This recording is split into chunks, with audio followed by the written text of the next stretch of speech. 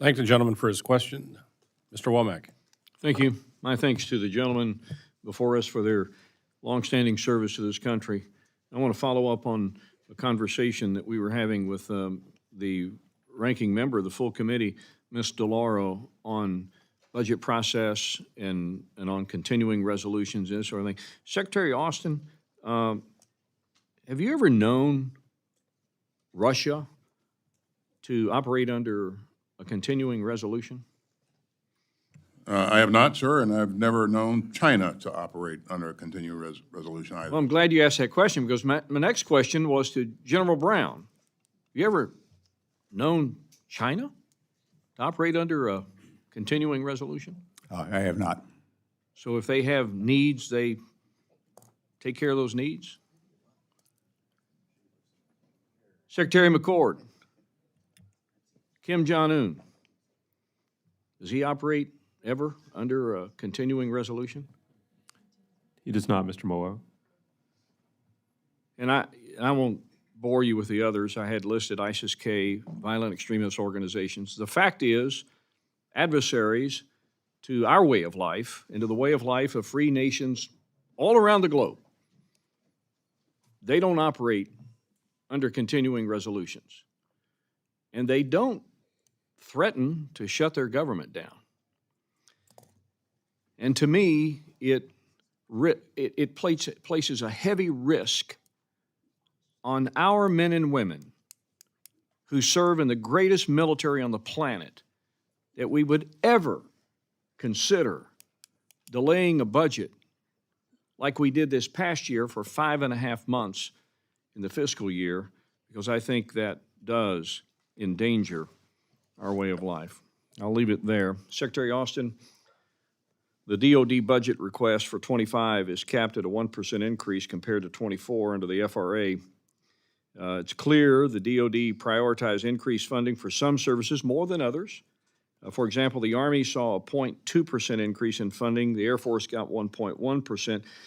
Can you outline the risks that we buy in this budget proposal to the Army if we adopt those top-line constraints?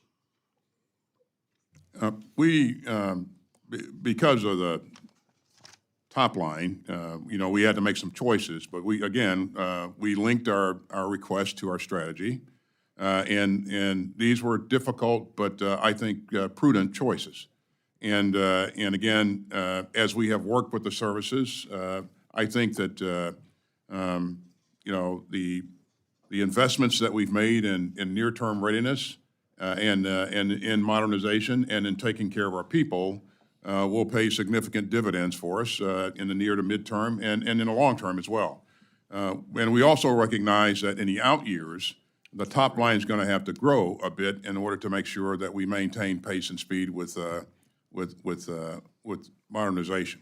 So it is something that we don't take lightly in terms of how we resource the entire force, and choices have to be made. The services participate in our deliberations, and so again, I think it's the risks are acceptable at this point in time. So. General Brown, and both of you are keenly aware that joint multinational large-scale training scale exercises enhance our forces' readiness. Can you describe how these exercises help our formations in learning how to integrate at scale and across domains, and how the continued repetition set the joint force up for success in the face of conflict? Every time we get to train, whether it's by individually within our services, train as a joint team, or train with our allies and partners, it just makes us stronger. And what that does, it allows us to work on our areas of interoperability, but it also identifies some areas we can improve upon.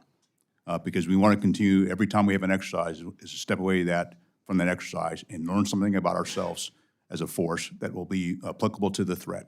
And so every time we do this, we try to take the lessons learned, and they're not just lessons learned or observed. It's how we implement those to ensure that our joint force with our allies and partners can do what one, what the nation asked for, but also for our national security and the security of our allies and partners as well. So if we were forced to make some decisions, buy some more risk because of budget constraints that we have, where would those joint exercises fall in the list, if you will, of candidates for either scaling back or doing without? Well, in this particular budget, we focused on readiness. And so, as the Secretary highlighted, we deferred some of the modernization to maintain that readiness. And so, one of the responsibilities I have as the chairman working with the Joint Chiefs is to balance that risk between our readiness and our modernization. And we take a hard look at all the various exercises. I would also highlight the fact that now, because of technology, we can do a fair amount through simulation and the like, but we're trying to use every tool we can to ensure our readiness and take advantage of the exercise opportunities that we do have. Thank you, gentlemen.